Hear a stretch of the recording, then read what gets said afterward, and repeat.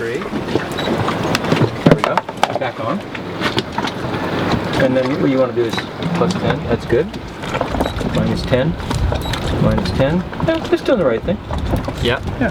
What's going on, Riley?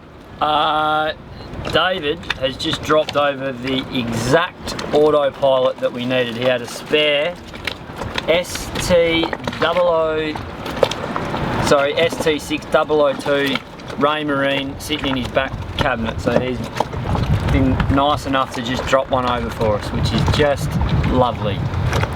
Thank you very much. Yeah, thanks a lot, David. We should probably ask first before we just start randomly filming people. Yeah, is it okay I film you, David? Statute of limitations or... Read him his That's rights. fine, yeah, thank you. Cool, man. Thanks so much for that. Legend. Just another example of the lovely people that you meet when you're cruising. Yeah. Isn't it? We pulled up anchor, got rid of the weird blanket thing we had managed to pick up off the ocean floor, then pulled up our stern anchor, which needed a good tug out of the mud, and headed off to our next destination of Tahuata. Trapped in stone, at least I know that I will be with you. It was a little less than 10 miles to our next anchorage, just next door. Things I've seen, there's got to be a better way. As soon as our anchor was set, we jumped in the dinghy and headed over to a little reef we had spotted on the way in to see if we could catch ourselves some dinner. Everyone wants to meet you. Everyone wants to greet you. Somebody tries to kiss you. Everybody miss you. Everyone wants to help you. I can't begin to tell you. We had no luck, but the water was just delightful. No one's about to tame you. I've been thinking about that. Try to recover.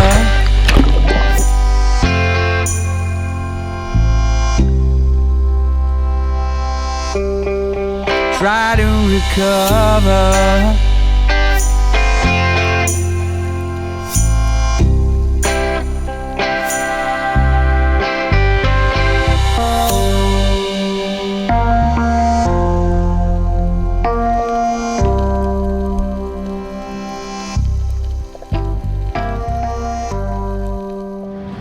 Tahuata. Hey? Tahuata. Isn't it Tahuata? Tahuata. I don't know. It's only 3.5 nautical miles away. Wait. It's been a long time since we've had a short sail like that. So short, we're not even going to hoist the sails.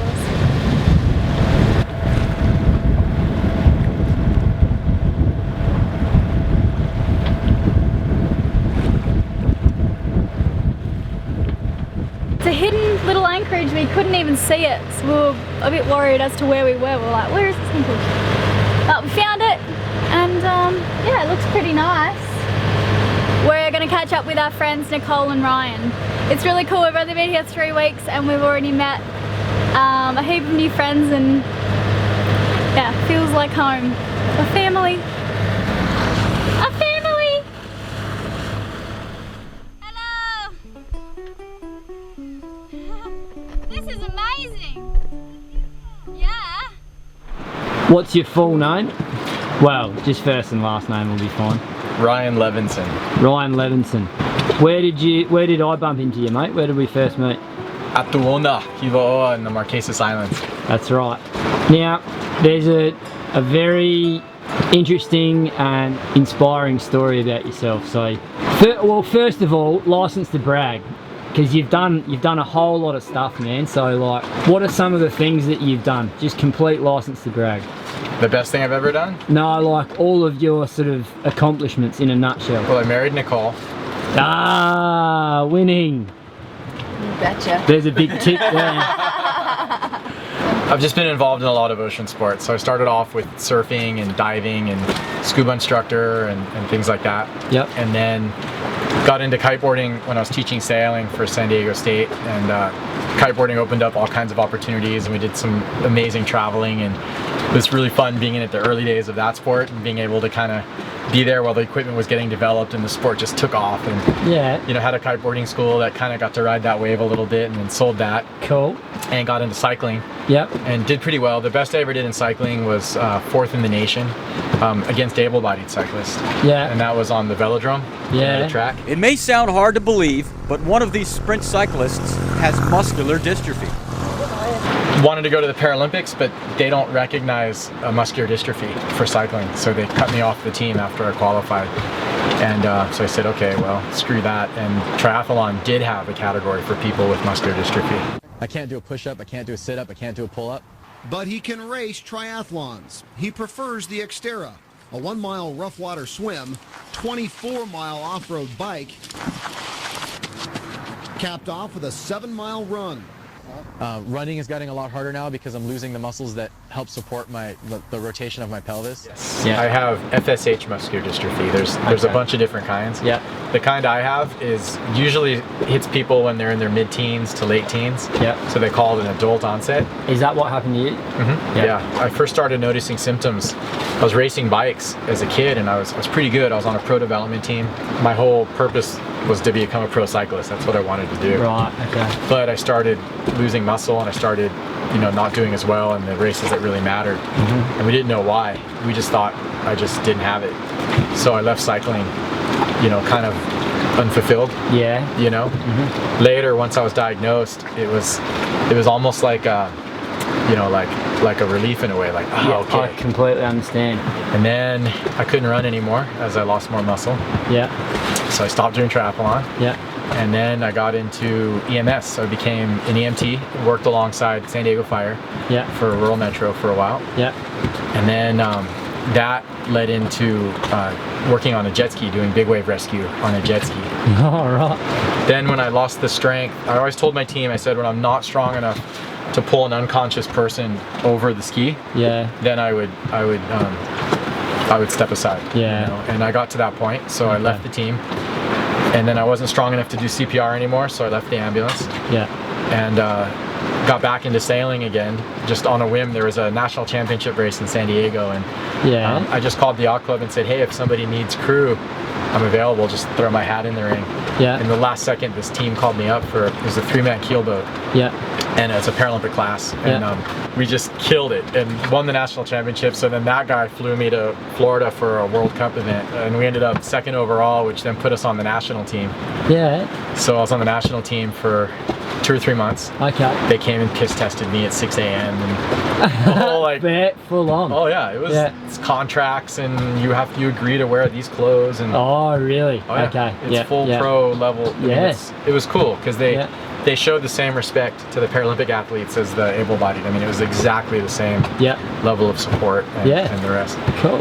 And but I wanted to go cruising, you know. Yeah. And we already had our boat. Yeah. Then I Okay. called US Sailing and I said, listen, I need to pull off the team because I really want to cross an ocean while I still can. We packed up Naoma and headed out to Owner to meet you guys a year and a half later. Sweet.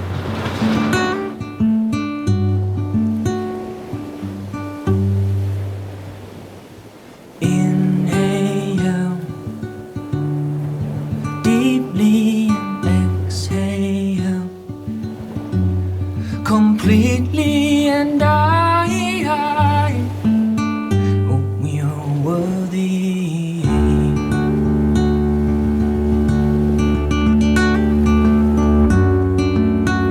And I'll be fine if this sea holds. Sometimes my legs just buckle and I just fall, especially if I'm fatigued. Yeah. Even on flat ground. Really? So on the boat, if we've been underway for a few days and it's rough, like a lot of times I'll crawl around the boat, Yeah. you know, or I'll walk, but with you know, heavily holding on to things. So I'm tethered in. I'll be tethered in on a day like today. So there's this whole sort of new generation of people with this disease who are being active, and they're still losing muscle, and they're still having to modify and adapt and change, but they're living their life on their terms, and they're staying as healthy as they can, and they're doing it responsibly. And I think it's freaking awesome. you know? Yeah, me too, mate. That's one hell of a story.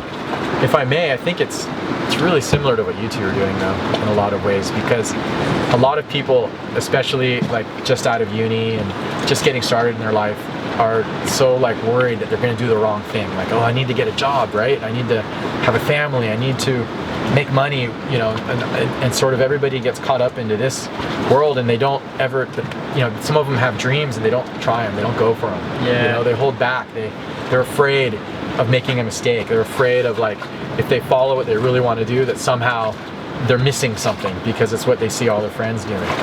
But you guys know, you figured out the secret that a lot of people don't figure out until they're much, much older. And you're putting it out there online, kind of the same thing I was doing with muscular dystrophy. Yeah, we've had a few tough times, mate, but I don't think it really compares to what you've probably been through. So I would say that you've earned it a lot more, and you know, infinitely more inspirational in what you've done. Well, thank you. I respect that. Don't sell yourself short, man. You guys are something special, you know? Cool, man. This is my favourite part of the day, just before the sun's up. I usually make some smoothies for us, some protein shakes, but we can't make them inside because the inverter's not powerful enough, so we have to run the generator, which is always a bit annoying. But this morning we're making water, so it's not such a drama. We had to pull it out anyway, and yeah, do some yoga and watch the sun come up over the mountain.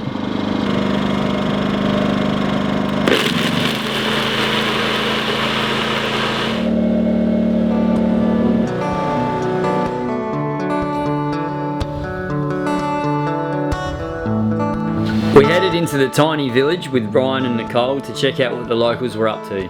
Tahuata is the smallest of the inhabited Marquise Islands, with a community of only 700 people. They play a lot of bingo and eat a lot of fish. I eat them. A friend had put us in contact with a man named Cyril that we went to visit. He was a local chieftain, keen spearfisherman, and he gave us some bananas. I take the fish and can go to in my outrigger. And sometimes the shark comes, but that's okay. So you take them off. Well, you've made yourself right at home, haven't you, darling? Knackered. Alright, this is a typical Marquesian house.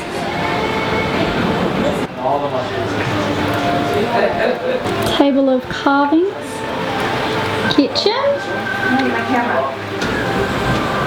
This is his son, this is Cyril's son. Hey, look at him! Just the head. Ah, okay. And this is more. Unfit? Oh yes, it's my nephew. Absolutely beautiful. Thank you. Yeah. Back off, doggy. Those are mine. Bien. You know what you guys can do to your bananas is you can wait till they ripen a little, and then you just lay them out in the sun and they'll dry. And then they keep for months. You know, you just wrap them up in a banana leaf or saran wrap or something. And I saw Chuck had a like a dryer on the front of his boat. yeah. He's doing the bananas. Yeah. I just had them on a plate, stuck them in the sun. Okay, so what do they do with the coconut, Nicole? Coconut, they bag them and then they send them to Tahiti. And that's where it gets made. You can actually smell it in downtown Tahiti, coconut wafting through the air. And they'll make the coconut oil, and it's in cosmetics and food and everything that's coconut oil. This is where it comes from. Amazing stuff. Hard work. Yeah. There's little baby pigs. Oh, hello. Hello. They're so cute.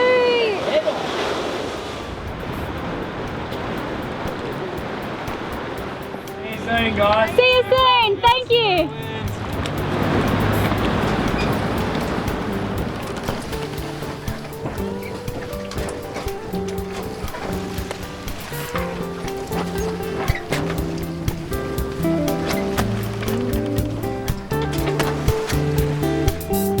As always, thanks for watching. Up next, we sail to the main island of the lot and get a real taste of the Marquises.